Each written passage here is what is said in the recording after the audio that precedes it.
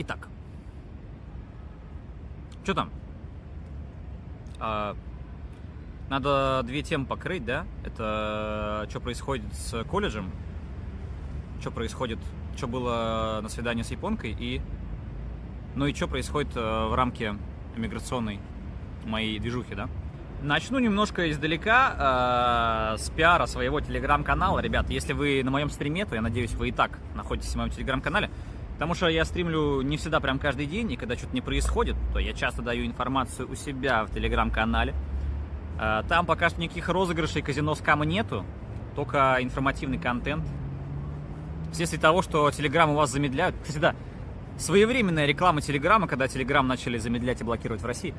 Но я понимаю, ребят, вашу боль, поэтому никаких кружочков, никаких стримов в телеграме, сугубо текстовые посты, информативные иногда, да. Поэтому то, что было вот вчера-позавчера, я там оповещал, вкратце рассказывал.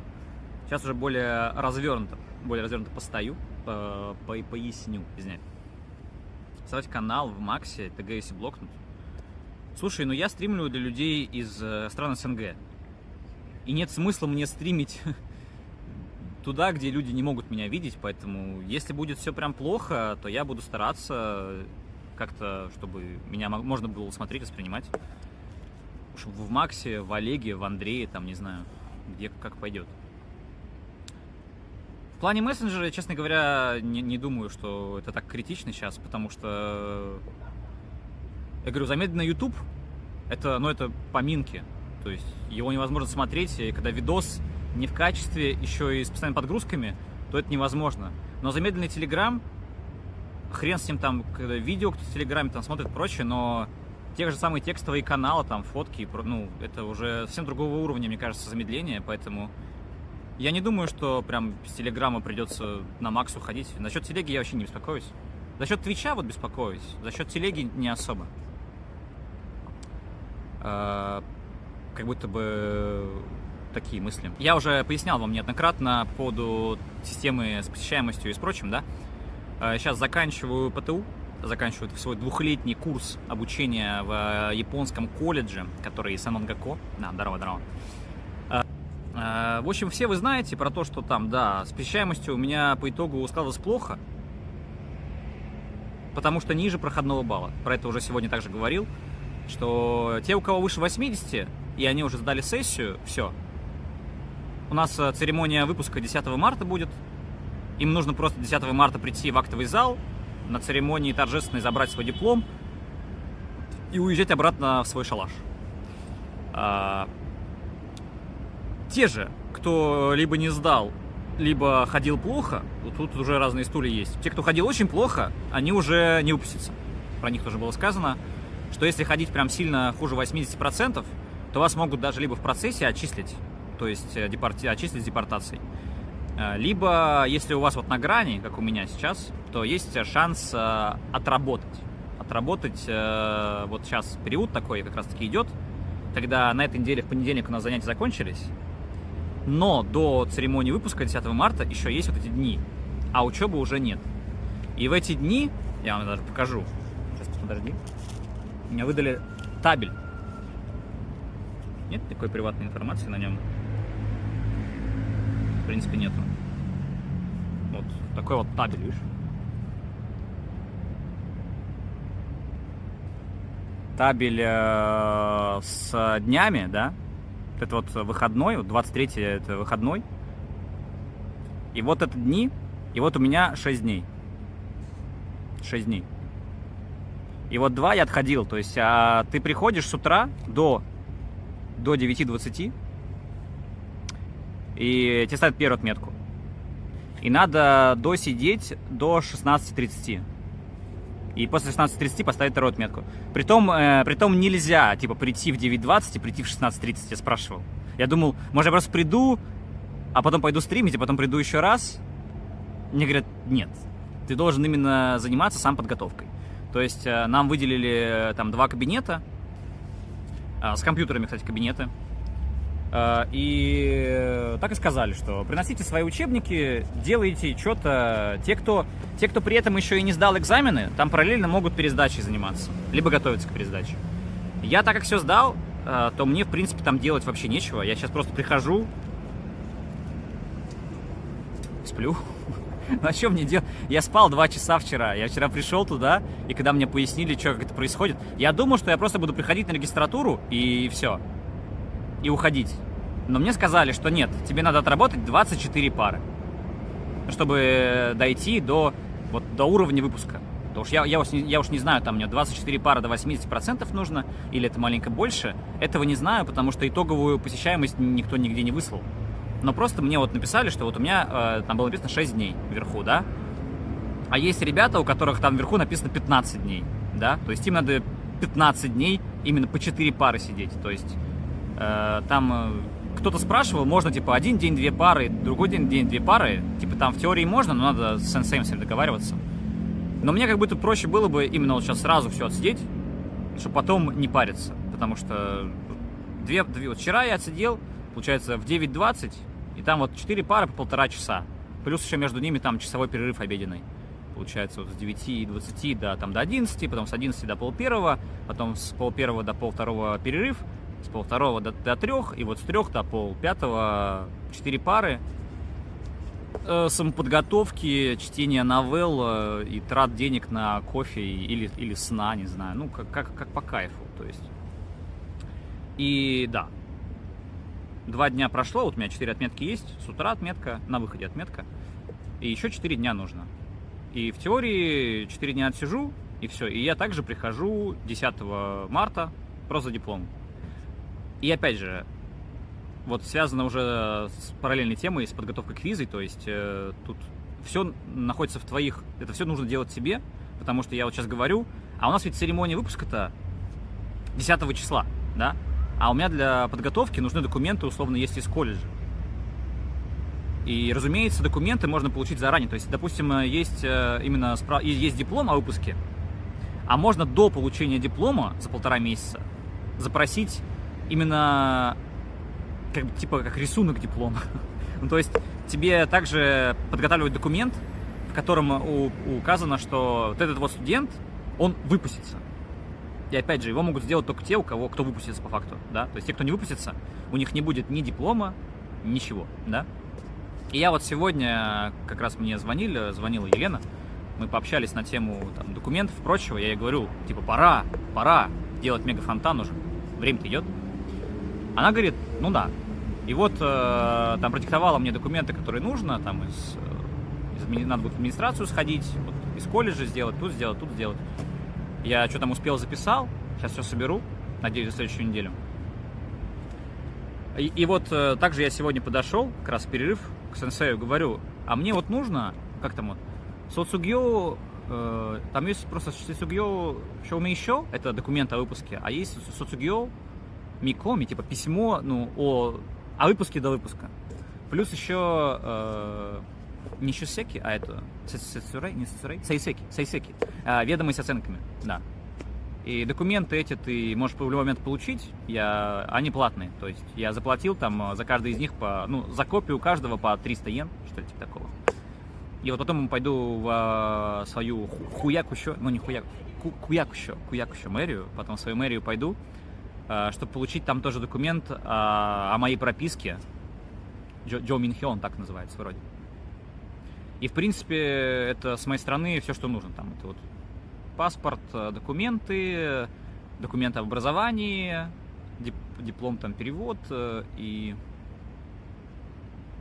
Да и все, в принципе. Там не так уж много с моей стороны нужно. Да.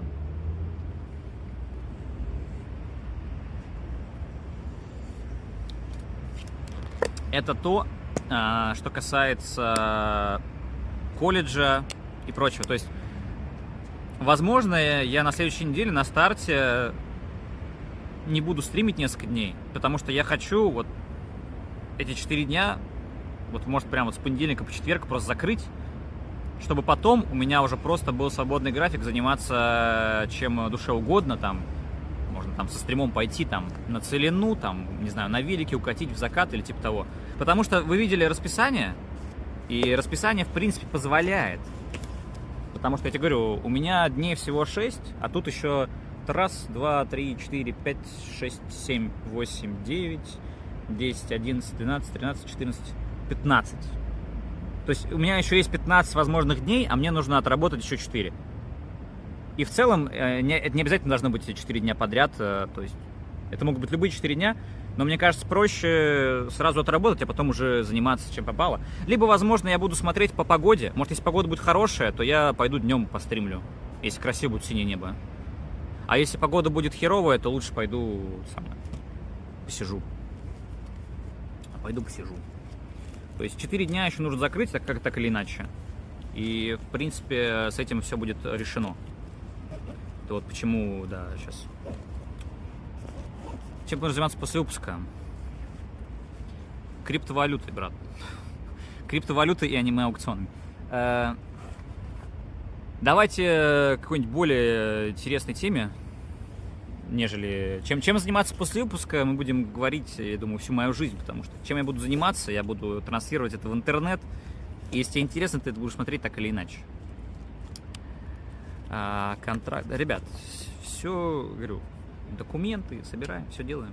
Обсуждение идет, по крайней мере, коммуникация у меня с начальством идет, требования есть, вопросы есть, желание делать контент есть, и раз оно есть, то как бы можно и поесть. Все понятно? Что могу сказать? Жениться так и не надумал. А вот сейчас тема давай более глубокая. Вот про жениться, про вот это все и прочее. Сейчас тема, ребят, уже не для тех, кому 16+, а для тех, кто уже хотя бы преисполнился и парочку аниме-тайтлов по романтике посмотрел, кто готов маленько поставить себя на мое место и подумать, смоделировать ситуацию. Здорово, Эспара. Да? Тема уже такая, более серьезная, не шуточная. Да? Но начнем мы с простого. С простого, что можно понять. С того, почему я об этом сейчас поговорю. Да? Ходил на свиданку с японкой в среду. Об этом также сообщал в своем телеграм-канале. Не приватном, пока не платном. Да. В среду был праздник в Японии. Национальный, это день основания, собственно, страны, если верить преданиям. Поэтому это был национальный выходной праздник. И я в целом-то планировал стримить. Потому что я вам говорил в понедельник, что в среду, скорее всего, будет стрим. Но в то же время я вам говорил, что я пользуюсь приложением для знакомств. Иногда лайкаю кого-то, иногда кто-то лайкает меня. И я иногда, когда ложусь спать, там чачусь. Хотя, честно говоря, чатиться мне не нравится, я не умею, мне неудобно. Я привык, знаешь, что на своем стриме я могу говорить ртом, и я хорош в говорении ртом, как мне кажется. И вот я чатиться не люблю, это неудобно. Мне сложно выразить свои эмоции, мне не нравится этот... Особенно на сенсорном телефоне, неудобно. Особенно с учетом того, что чатиться приходится на английском и на японском, и... Это, в принципе, не то чтобы сложно, но приходится там себя как-то маленечко... Как-то это... Не фильтровать, цензурить. Ну, короче, контролировать, да? Так вот, с одной, с несколькими, ну... Не знаю, там имеет смысл сейчас со сколькими общаться. В общем, одна из девушек, конкретно ее зовут Аяка. Аяка-сан. Предложила, говорит, пойдем, демагог, может, попьем кофе. Типа как выходной день, у меня выходной день, у тебя выходной день. Может, пойдем, как бы, попьем кофе. А я вот так и написал у себя в телеграм-канале, что...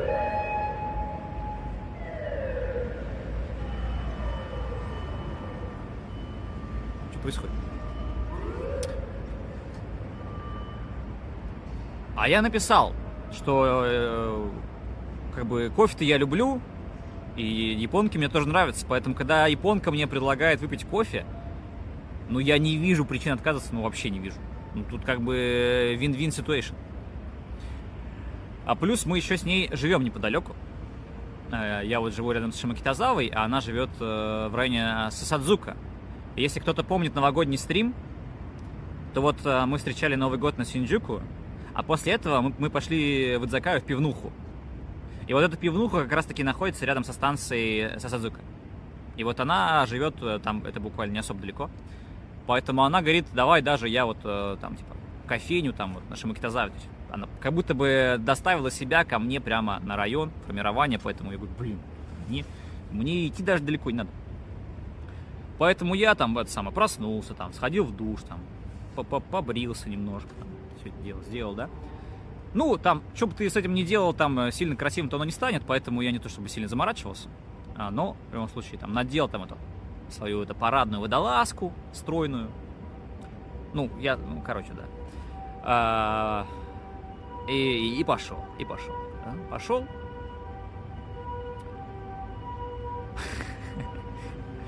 Да.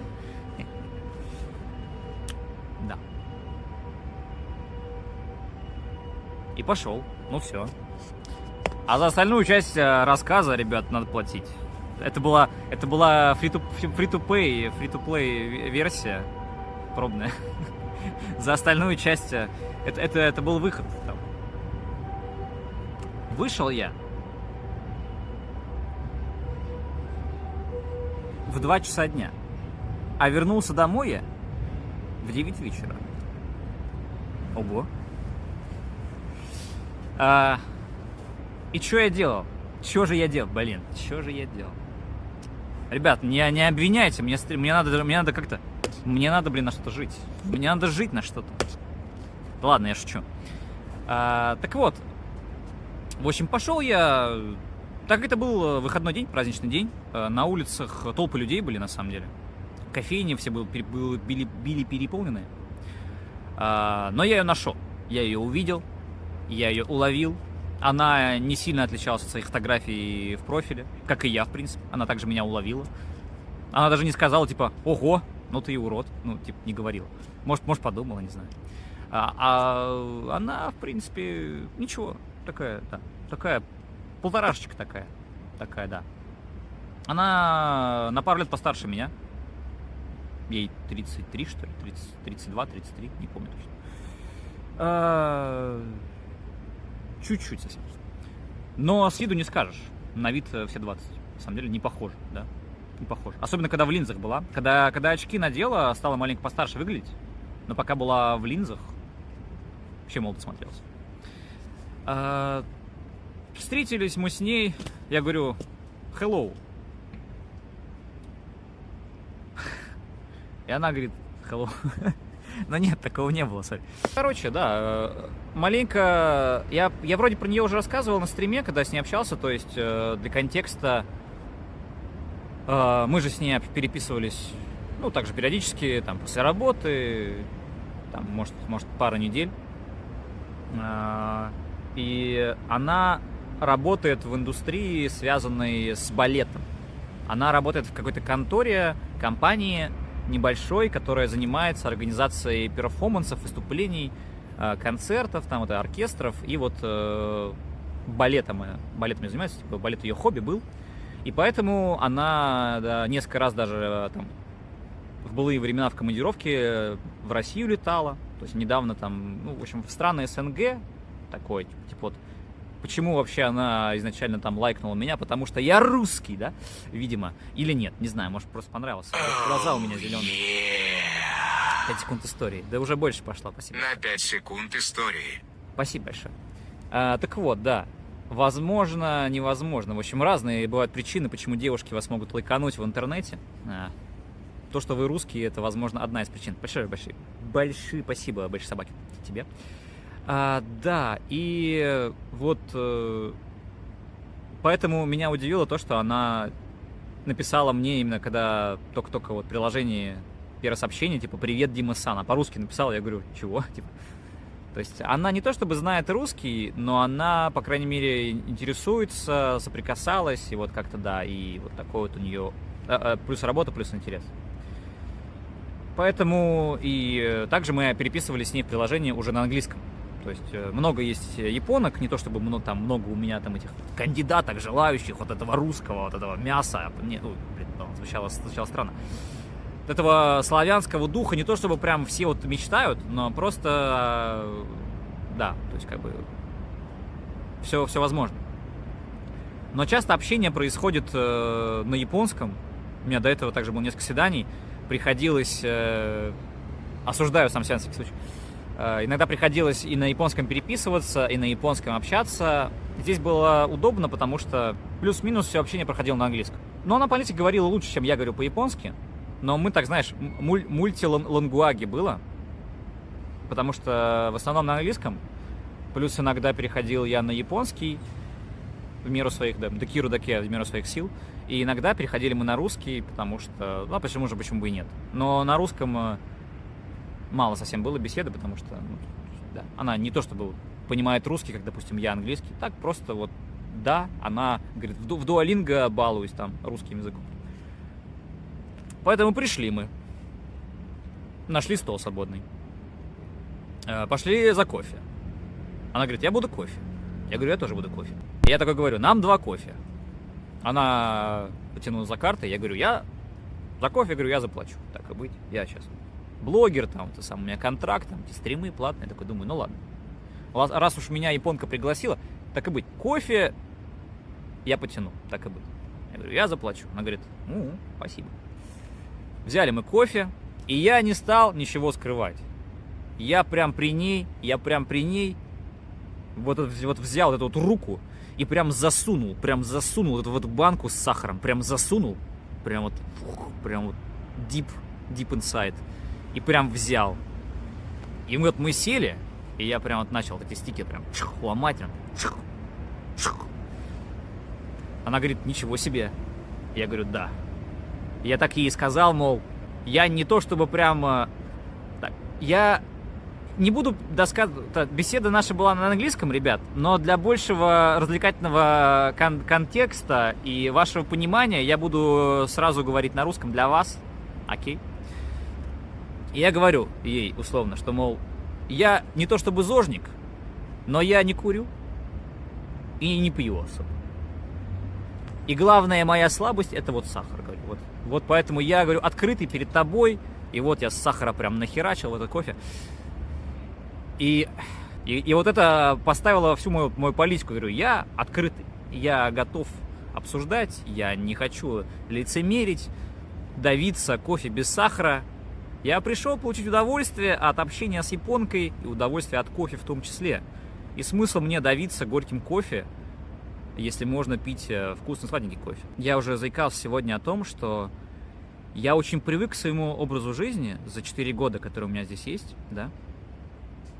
И в то же время стримы — это то, чем я занимаюсь здесь больше всего. То, в чем я вложил больше всего времени. И и мое увлечение, и работа я пытаюсь его сделать, и вот ртом работаю и прочее, да. И я на своих стримах также часто повторяю фразу, что я стараюсь вот не затыкаться, да, потому что, когда возникает какая-то пауза, я начинаю чувствовать какую-то неловкость. И мне кажется, что вот какая-то тишина, когда появляется в эфире, ну, людям станет скучно, и они переключат, там, уйдут на другой канал, там, другой стрим встретить. Поэтому в рамках того, что мои стримы так унылые местами, спокойные, да, я стараюсь постоянно создавать какой-то информационный шум, беседуя с людьми, ну, стараюсь не затыкаться, да. И вот в рамках этого мое свидание с ней вот проходило в таком же ключе. И я когда в конце это осознал, я даже как-то маленько взгрустнулось мне, потому что я также старался, ну, то есть там еще понимаешь, там это свидание с девушкой, которая там вот так же, там по-английски она понимает, но я говорил больше часть времени, наверное, 80% говорил я, и не то чтобы я ее перебивал, либо затыкал, просто я это делал, чтобы не было именно пауз неловких. И в конце я задумался, то есть я как будто бы провел персональный стрим для человека, потому что я... В общем, мне в телеге челик написал, говорит, Диман, мол, я надеюсь, ты хорошо провел время, отдохнул сам и расслабился. Но в конце я осознал, а расслабился ли я, а отдохнул ли я. Я сейчас расскажу, как все проходило. Это просто то, что меня вот как-то в процессе, пока это все шло, вот как в процессе стрима, я вхожу в поток, и я двигаюсь в этом потоке. Но потом, когда я из потока выхожу, на меня начинает накатывать иногда какой-то отходничок такой. И вот тут такая же система. Вроде в процессе я там, веду диалог, смотрю, там, мимика, жесты, какие-то поддерживаю диалог, темы. Но в то же время я стараюсь как-то, как будто бы интертеймент накатить для нее, чтобы ей было весело, чтобы она там посмеялась, чтобы не было неловкости. И это как будто бы из меня под конец много очень энергии высосало. Но это я именно в конце осознал, когда мы уже попрощались, да. И это странное чувство какое-то. Ну, наверное, это нормально для первого свидания, то есть... Но неловко эти... Но когда уже в конце вот этого вечера, под 8 часов, когда уже про все было разговорено, про все было пошучено, и начинались возникать неловкие вот эти паузы, они прям рили были неловкие. Но я держался часов 5 почти. Ну ладно, давайте по порядку. То есть я вам это просто внес, чтобы вы подумали, потому что я вот об этом начал думать, и я даже не знаю, как с этим быть. То есть, как будто бы иначе быть и не может. Ну, тут отношения с человеком, у которого там, по другому языку, на другом языке говорит, то есть, и прочее. Вот, знаешь, почему, извини, поток сумбурный, но потому и сказал, что это тема риторическая. Риторическая для того, чтобы об этом рассуждать, потому что это все какой-то вопрос восприятия, знаешь. Сложно вот прям так сразу, наверное, найти человека, с которым ты прям душа в душу, и можете и молчать, сидеть, мычать, и нет, особенно когда вы еще из разных так культур, и вот это первое тип свидания, поэтому я считаю, что я, не давил, нормально все было, а она-то, в принципе, мы... Ну, давай как раз по процессу, мы к этому вернемся. По итогу, может, вы что-нибудь умное скажете. Может, вы уже что-то умное сказали, просто я только через донаты слышу, ребят. Чат слишком быстро летит, никто не прочитает ничего. И вот, да, мы сели, мы поговорили, так как уже мы в чате до этого, много чего обсудили, там, наши увлечения, прочее, мы просто начали вживую ставить диалог, она там смотрела там мне, я там смотрел там на нее, там, в глаза там иногда не в глаза, но там телефон вообще ничего не трогал, то есть общение было нормальное. Были у меня более неловкие свидания, где часто приходили, вот особенно с девушками, которые по-английски не говорили, там часто приходилось пользоваться чатом GPT и мне, и ей, то есть тут все было более гладко, потому что, по крайней мере, она делала вид, что она понимает, что я говорю, а я, в принципе, понимал, что говорит она. Поэтому мы обсудили, пока пили кофе, где-то, наверное, часиком посидели в кофейне. Уж прям все топики пересказывать вам не буду, но вкратце я там что-то говорю про себя, там рассказал ей немножко о том, там, когда я приехал. То есть выдал свой, это, знаешь, базовый лор про целеполагание, но на английском и в сокращенной версии.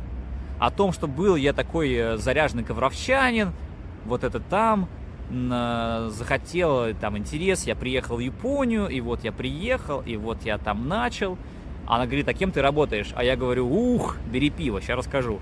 И я вот говорю, ты вообще знаешь, что такие блогеры? Она говорит, знаю. Знаешь, что такие стримеры? Она говорит, стримеры? Я говорю, стримеры, да? Я говорю, хайшина. Она говорит, ютуба? Я говорю, не, ютуба джана. И вот это все пошло, и я говорю, а ты знаешь, как все начиналось? А я покажу, откуда начиналось, планировалось откуда нападение. А я говорю, а я внедрился из Коврова, и я приехал, а у меня были амбиции, были перспективы, и я начал снимать. А смотрело 0 людей, а я ходил и разговаривал сам с собой, а никто не смотрел, но я все равно делал. А почему? А потому что были желания, были амбиции, был интерес, и я шел, и делал, и по итогу что? А что-то получилось. А как я понял? А потому что люди начали смотреть. Люди приходили, люди смотрели, появлялись в моей жизни, и мне все это нравилось, и поэтому я продолжал. Поэтому я не ушел в комбине, поэтому я делал и делаю до сих пор. И даже по итогу сейчас, когда уже прошло несколько лет, я вышел на какой-то такой, как мне кажется, уровень, где я пытаюсь совместить клоунскую площадку Твича с каким-то реальным бизнес-взаимодействием, и вот это все найти работу. И она такая слушает и говорит, да, как все это... Говорит, это интересно, все это у тебя, как у тебя. А я говорю, да, так это реально интересно, ведь столько людей появилось в моей жизни, и они реально приезжали там и в Японию, и я их как гид водил. Она говорит, как гид водил? Я говорю, водил как гид, прикинь. Я даже, говорю, ничего не знаю про как гид, а были люди, которые приезжали и которых я водил. Я говорю, а почему? Она говорит, почему? А я говорю, так потому что они вот с моего стрима пришли, потому что они вот были зрителями и стали из зрителей, вышли в реальный мир, понимаешь, из 2D в 3D. Она говорит, 3D? Я говорю, да, 3D. И вот я говорю, мне нравится этот момент. Я говорю, вот это все появляется, потому что как оно все происходит, я прям вот хотел. Но я говорю, но вот жизнь, она говорит, сложная. Я говорю, сложная. Она говорит, почему сложная? А вот ты, говорю, не поймешь, потому что ты японка, а я вот не японец. А знаешь, в чем разница, говорю, в чем? Она говорит, а в чем разница? А я говорю, а вот не в том, что ты подумала, а в том разница, что вот тебе не нужна виза для жизни здесь. Вот тебе не нужна. Вот ты родилась, и ты живешь. Хочешь, уезжаешь, и тебе плевать. А мне не так все. Вот я вроде живу, и вроде что-то получается, и вроде что-то хочу делать, а вот на тебе. а вот на тебе, а вот виза, а вот таймер, а вот деньги кончаются, а вот суета происходит, понимаешь? И вот это все выходит. И она говорит, да, ничего себе, об этом я не думала. Я говорю, конечно, не думала, ты же японка. Но на самом деле, ребят, конечно же, все это было не так, потому что я на английском не так эмоционально импрессивен. Я просто сидел и говорил, well, you know, I came here to Japan in 2022 in Japanese language school and start this, you know. Ну, то есть, это я для вас уже наваливаю. Но прикол в том, что диалоги-то были, да, диалог-то был, и я ей вкратце... Ну, я не буду вам рассказывать о том, о чем мы прям разговаривали, да, ну, то есть, потому что вас-то ебать не... Ну, извиняюсь за мат. Потому что, как бы, ну, а что это, да? В целом, если того, что я могу про нее сказать, она, вот я уже сказал, ей 33 года вроде сейчас, ее зовут Аяка, она родилась в июле. Она из города Шизуока, и сейчас она живет, работает в Токио в сфере балета, в сфере вот этой организации перформансов. Работа у нее интересная, и ей эта работа нравится. Привет, Арамачи-сан, комбава.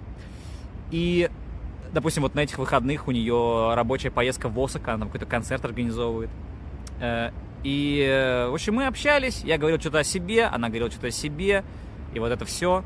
И в один момент я говорю, ну все, пора. Я говорю, пойдем. Куда? Я говорю, на улицу. Ну, я говорю, мы тут сидим, я сижу напротив тебя. Я говорю, и в принципе мы неплохо сидим. Но если бы мы пошли гулять, было бы еще лучше. Она говорит, поддерживаю. И мы пошли. А ты знаешь, что это уже моя сфера, что разговоры-то говорить я могу. Но что я делаю еще лучше, в чем я наиболее хорош, так это ходьба. Ходьба, не только лишь разговоры, но ходьба плюс разговоры, это просто мое кредо. Это мое, не знаю, это база. Это базис моего существования. Если просто в разговорах я еще окей, то в разговорах плюс ходьбе, ну, мне просто нет равных. Я не знаю ни одного человека, кто, не знаю, в этом меня переплюнет. И когда я ее повел по улице и начал... И вот там я ощутил, что я веду персональный стрим для одного зрителя на английском языке, потому что она идет, она отреагирует. Она мне только денег не кидала, донат. Так как это было неподалеку от моего дома, то я сводил ее в парк, показал ей сливы. Она говорит, ух ты, прикольно, типа, как тут, я тут не бывала. Я говорю, ну, конечно. А я говорю, так как я раскрылся перед ней, что я тот самый стример, который занимается вот этими непотребствами всеми на улице, то мне нечего было скрывать. Вот в этом плюс открытости. Я не начал выдумывать, что, знаешь, я salaryman, да, эти P2P сделки, эти презентации в PowerPoint, да, Xerox, факс, да, плюс-минус, нет. Я просто сразу сказал, чем я занимаюсь, и после этого уже не надо было ничего скрывать. Я говорю, да, вот я вот типа хожу, вот тут знаю, вот тут, да, туда. Она говорит, да, а что еще? И вот мы гуляли, и вот я все еще ее развлекал, и вот мы говорим, и вот я уже такое чувствую, ну, то есть мы уже, там, началась встреча там в 2:30, там посидели где-то часик, потом еще и погуляли, уже время 4:30, наверное. Я такой думаю, ну тут, в принципе-то, она говорит, что еще интересного есть? Я говорю, да тут много чего интересного, но надо идти вон туда, либо 10 километров, либо туда 15 километров, говорю, либо там туда еще можно сходить, а тут уже скоро все закрываться будет. И я говорю, а раз ты живешь неподалеку, давай, может, пойдем в твою сторону? Она говорит, давай пойдем. И мы пошли. И мы дальше говорили, а потом пошел дождь, а у меня с собой был зонт, а я взял, расчехлил, накрыл ее. Она говорит, ого, спасибо. Она говорит, у меня есть зонтик? Я говорю, да ладно, у меня тоже есть. Накрыл ее зонтом, оно сверху так делает, такой, а мы идем. Она прижалась так ко мне, а я тоже как бы держу зонт над ней, и мы идем. И она говорит, ух, как тут уютно. Я говорю, ну да. И идем, я говорю, сейчас я тебя приведу в твой район. Она говорит, ну веди. И вот мы идем, разговариваем, общаемся. Какие-то прибаутки. Я уж не знаю, что там, о чем мы там с ней говорили, часов 5. Честно говоря, не помню. Но я неловких пауз не допускал. Поэтому шли, общались, пришли на район со станции Сасазука. Я говорю, ну вот она, мы пришли. Это было, наверное, часов 5:30 где-то. И она говорит, ну, мой, говорит, дом там. И я вспомнил классика вот этого Винни-Пуха. Такой думаю сказать, ну раз вы больше ничего не хотите. А она говорит, ну я бы покушала бы так бы. Говорит, ты хочешь? Я говорю, да я не жравший целый день как бы. Она говорит, тут есть русский ресторан на Синдзюку. Я говорю, да? Ну да, ну да. Но русский ресторан был закрыт из-за праздника. Или бы там мест не было.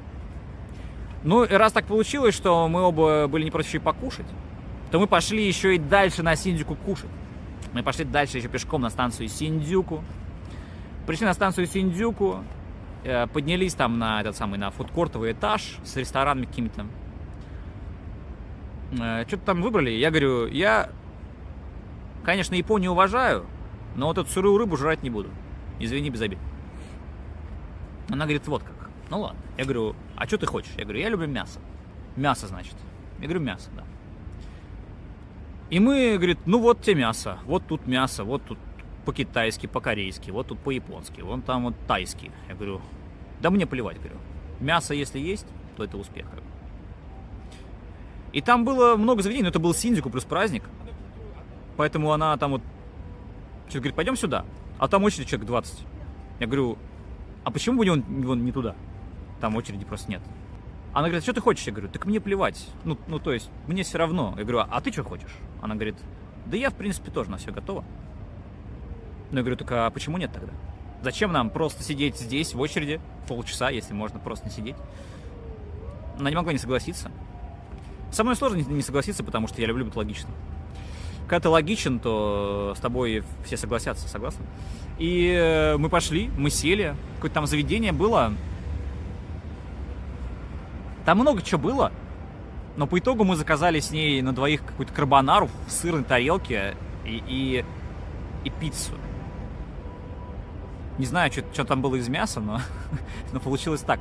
И причем карбонара какая-то была элитная, эпатажная. Какая-то подошла маленькая японочка, другая полторашечка в маске, выкатила сырную тарелку, облила ее саке, подожгла саке, потом вывалила туда макароны, начала все это размешивать, что-то при этом рассказывала, говорит, что-то рассказываю. Я говорю, ого, что происходит?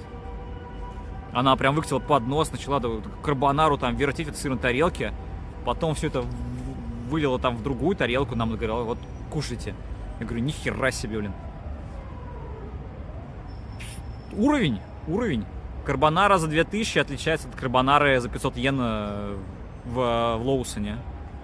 Но не сильно. Но сильно. Но сыром отличается. Сыр там, конечно, прям чувствовался какой-то козырный, какой-то насыщенный такой. И заказали мы пару пиц. Она заказала себе какую-то пиццу с лососем, а я взял за неимением выбора какую-то колбасную пепперони, что ли. Ну, там она из половинок была. И вот мы ели пиццы, ели макароны, пили воду. Я говорю, ты вообще пьешь? Она говорит, ну, говорит, пивом балуюсь иногда там, да. Я говорю, если хочешь, то не сдерживай себя. Она говорит, ты будешь? А я говорю, ну, честно-то, мы же с тобой честны. Я говорю, я тебя готов поддержать, но пиво я не люблю. Я люблю сладкое, там, вино, если что-то такое. Могу с тобой что-то жать. Но мы решили, ограничиться водой. Без этого самого всего. Сидели еще, разговаривали тоже, делились. Я там показал ей свои детские фотографии. Говорит, а что ты вообще там еще делал? Я говорю, ну так-то я еще модель-фрилансер. Она говорит, что, серьезно? Я говорю, да, смотри фотки вон. Вон я бородатый военный, вот я полицейский, вот я врач. Это, между прочим, хорошая такая, знаешь. Она говорит, о, какой! Я говорю, ну да, есть немного. К моему отношению мы сейчас подходим. Я уже про это заикнулся, да. Единственное, что я, возможно, я же с вами честен и прямолинейно, да?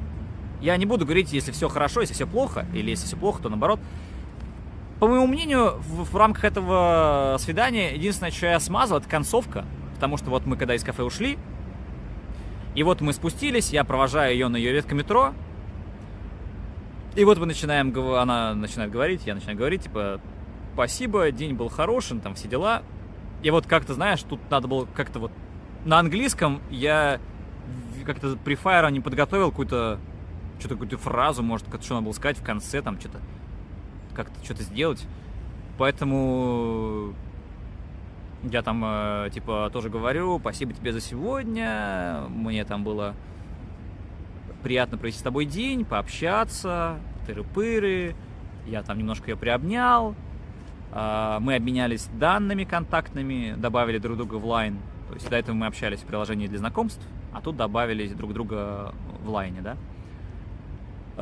И как бы вот я там говорю, то есть мы там кланяться начинаем вот это все как-то вот на разных языках. То есть как-то маленько все это было, все-таки чувствовалось то, что английский не мой нейтив, потому что большая часть английского, ну, свидание была на английском, но в английском я все-таки, я уже говорил об этом, что нужно его практиковать, чтобы словарный запас обновлялся, потому что то, что я там смотрю стримы, сейчас сериалы, и в свое время английский знал хорошо, не значит, что я сейчас начну говорить и смогу вот уже хорошо себя, то есть, выразить прям мгновенно. Для этого надо все-таки маленько наговорить до этого заранее, да. А тут практики у меня английского давно уже не было, поэтому какие-то нужные слова, которые хотелось сказать иногда, я не находил своевременно. Поэтому концовка была немножко смазанная. И вот потом, да, я ее проводил, мы обменялись данными, все это было. Разумеется, ребят, ну, я уже сказал, ну какой секс? Какой секс? Ну, первое свидание, первое, по сути, знакомство вживую. Я никогда не был сторонником этого какого-то легкого секса, когда я бы сам... Я в дальнейшем вообще начал думать, а нахера я пошел, то есть и прочее. Это сейчас уже об этом поговорим дальше, но уж точно я не шел ни за сексом с первого свидания, и даже если бы он каким-то образом маячил на горизонте, я бы не пошел бы на него, мне кажется. Ну, блин, если какая-то японка готова, ну, нормальная японка иностранца после первого свидания в дом не зовет, если что. Ну, то есть это какая-то странная японка была бы. Заблокировала в лайне? Да не, вроде общаемся. А смысл? Ну, то есть... Как бы я ее не заблокировал, понимаешь? Потому что теперь мы возвращаемся к риторической части вопроса, да? О том, а что вообще это было, нахера это было, кто получил от этого удовольствие, и было ли там вообще удовольствие, да? То есть я пошел, и в принципе-то я не жалею, что сходил, потому что это опыт, который я потом могу транслировать, в том числе и на своих трансляциях, и в том числе мне было интересно, как бы, и... Но вот там вот говорит чел, там была искра, там была что-то буря безумия. Искры-то, ну, наверное, не было, то есть, если она есть или не было, ну, то есть, я хер его знает. Она милая. Может, даже красивой ее можно назвать, да, вполне. Хотя, наверное, если сомневаюсь, может, я просто, я хуй знает, может, у меня какие-то у меня мерки, рамки какие-то, блин, завышенные, хер его знает. Сложно сказать. Я просто вот потом начал думать, понимаешь, еще раз надо сходить погулять. Так а вот, а что я хочу понять-то в этом ключе, понимаешь? Может быть, я еще и схожу. Но я как будто бы для себя понял, что мне как бы не хочется сейчас отношений, может, или не знаю, я, может, схожу, а может, и не схожу. Просто, понимаешь, мне сейчас очень удобно жить одному. Во-первых, возвращаясь к теме того, что вот это был стрим для одного человека, я такой думаю, блин, а вот реально, получил ли я от этого всего удовольствие вообще в целом? То есть, ну, я сходил, попил там кофе оверпрайсного немножко, похавал макарон, съел пиццы, пообщался с девушкой, приобрел там какой-то опыт определенный, завел новое знакомство. В принципе, никаких сожалений в этом плане нет. Но вот именно удовольствие какое-то, я хер его знает, понимаешь? Я в какой-то момент, особенно, ну вот в процессе не чувствовал, но когда поехал обратно, вот как будто бы туриста поводил. То есть я там, ну, она смеялась, я ее там развлекал, там какие-то, что-то, шутейки там какие-то русские параллели, там, ну, то есть